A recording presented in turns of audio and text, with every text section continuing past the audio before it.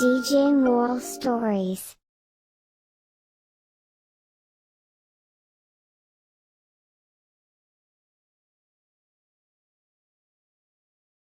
ఒమేగర్ గ్రామంలో నారాయణన్ అని ఒకరు ఉండేవారు. ఆయన ఆ గ్రామం మార్కెట్లో పానీపూరి స్టాల్ పెట్టుకున్నారు. ఆయన కలర్గా పానీపూరి రెడీ చేస్తారు. పానీపూరి అక్కడున్న జనాలకి చాలా నచ్చేసింది. ప్రమాదం నారాయణన్ మామ, మీ పానీపూరి చాలా టేస్ట్గా అదిరిపోతుంది. ఇలాంటి పానీపూరిని మీరు ఎలా చేస్తున్నారు? మా తాతాకాలం నుంచే ఈ కళని మేము నేర్చుకుంటూ ఉన్నాం. మా తాత ఉన్నప్పుడు ఇదే చేశాడు, కానీ మా నాన్న దీన్ని కొంచెం వ్యాపారాన్ని పెంచాడు. దాన్నే ఇప్పుడు నేను అది చేసుకుంటున్నాను. విన్న వెంటనే కస్టమర్స్ బాగా నవ్వేశారు. నారాయణన్ని తమాషా చేస్తూ చెప్పారు, కానీ మీ కొడుకు ఎక్కడికో వెళ్ళి ఏమేమో చేస్తున్నాడు మామా. వాడు ఫ్రెండ్స్తో పాటు దినమంతా ఊరు చుడుతున్నాడంట మామా. మీ వ్యాపారాన్ని వాడు పైకి తెస్తాడని నాకు నమ్మకం లేదు. ఆ చెత్త ఎదవ పేరు చెప్పకండి. బాధ్యత లేకుండా తిరుగుతుంటాడు.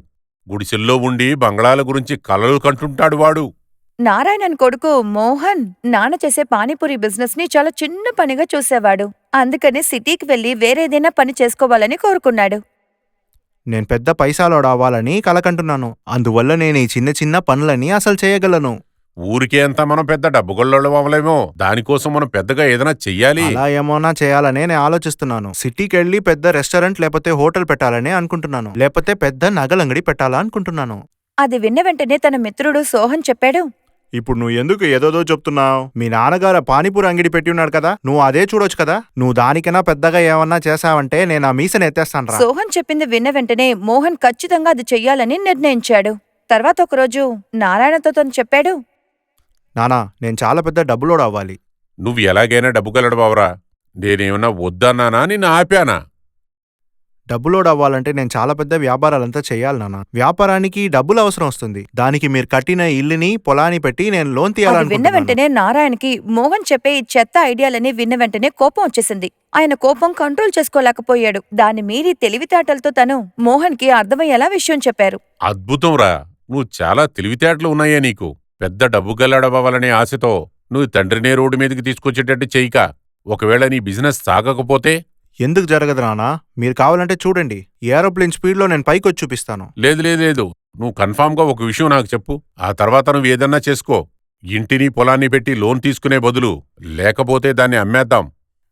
ఆ మాట విన్న మోహన్ కాసేపటికి చాలా లోతుగా ఆలోచించాడు. తను ఒక విషయాన్ని దృఢంగా చెప్పాడు. అప్పుడు సరే నానా, మీరు నమ్మేట్టుగా ఒక విషయం నేను చేసి చూపిస్తాను. నేను ఏం చేసి చూపించాలో చెప్పండి నానా. పెద్దగా నువ్వేం చెయ్యక్కర్లా. ఒక 6 నెలలు మన పానీపూరి కొట్టిని నడిపించి చూపి, తర్వాత చూద్దాం. నువ్వు ఆ వ్యాపారం సరిగ్గా చేసేశావంటే దాని తర్వాత నువ్వు చూసుకో. నువ్వు డబ్బు సంపాదించటం ఎవరూ ఆపలేరు.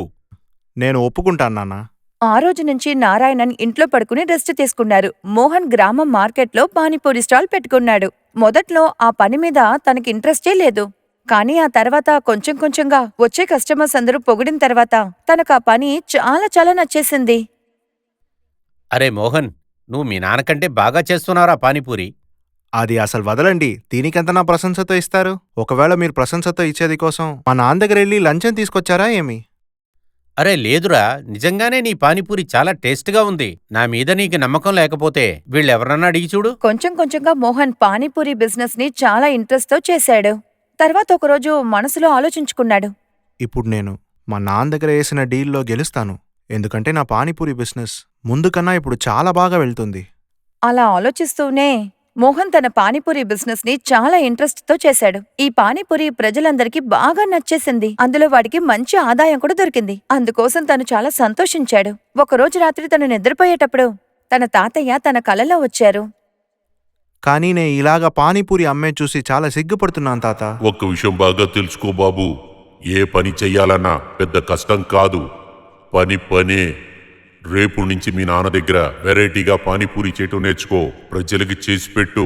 దాని తర్వాత చూడు, నువ్వు ఖచ్చితంగా డబ్బు సంపాదిస్తావు. అలా చెప్పి మోహన్ తాతయ్య మాయమైపోయారు. మరుసటి రోజు మోహన్ తన తాతయ్య తనతో చెప్పిన మాటల్ని తలుచుకున్నాడు. తాతగారు చెప్పింది కూడా కరెక్ట్గానే ఉంది. ఏ ఒక పని చిన్నదో పెద్దదో కాదు. ఇకపై స్టాల్ నుంచి వచ్చే డబ్బుని పెట్టి నేను రెస్టారెంట్ని మొదలు పెడతాను. తిరిగి డబ్బులోడైపోతాను. మరుసటి రోజు మోహన్ తన నాన్నగారి దగ్గర నుంచి ఫైర్ పానీపూరి ఎలా చేయాలో నేర్చుకున్నాడు. ఆ తర్వాత వాడి మనసులో కొత్త ఆలోచనొచ్చింది. ఫైర్ పానీపూరి చేసేవాళ్ళు చాలా మందిలు ఉంటారు. కానీ ఫైర్ పానీపూరి పిజ్జా చేసేవాళ్ళు ఈ గ్రామంలో నేను ఒక్కడుగానే ఉంటాను. అందువల్ల రేపటి నుండి నేను పానీపూరి పిజ్జా అమ్మపోతున్నాను. ఆ తర్వాత ఏమైందంటే నెక్స్ట్ రోజే వాడు స్టాల్ ని మోహన్ డెకరేట్ చేసుకుని ఫైర్ పానీపూరి పిజ్జాలన్నీ అమ్మాడు. వాడు తన స్టాల్ దగ్గర ఒక బోర్డు కూడా పెట్టేశాడు. మోహన్ లాల్ వారి స్పెషల్ ఫైర్ పానీపూరి ఇంకా పిజ్జా తాతయ్య గారి 100 ఏళ్ల పాత రెసిపీ.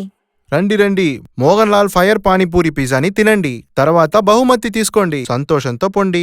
అదిరిపోయింది, ఫైర్ పానీపూరి పిజ్జానా? ఇందులో బహుమతి వేరనా? అవునవును, ఇందులో బహుమతి దొరుకుతుంది. 1 డజన్ ఫైర్ పానీపూరి పిజ్జా తిన్నారంటే మీకు 500 రూపాయలు బహుమతిగా దొరుకుతుంది. మోహన్ చేసే ఫైర్ పానీపూరి పిజ్జా చాలా ఫేమస్ అయింది. జనాలు వాడి ఫైర్ పానీపూరి పిజ్జా తినడం కోసం వాడి స్టాల్ చుట్టూ నించున్నారు.